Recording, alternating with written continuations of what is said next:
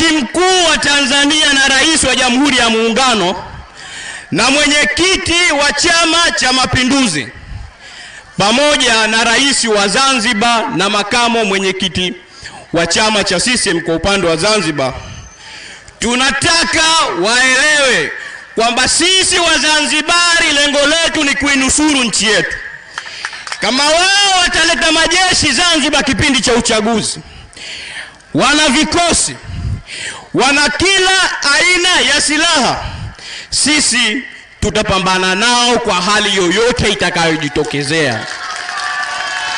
Tunataka waelewe kwamba miaka yote vijana ndio wahanga wakubwa wa uchaguzi. Vijana ndio wanaohangaika katika kila hali.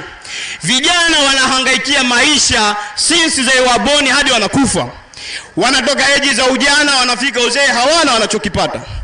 Mwaka wa 2025 ni jukumu letu sisi vijana kwenda kuikomboa nchi yetu bila ya kuwa na muhali wa aina yoyote ile.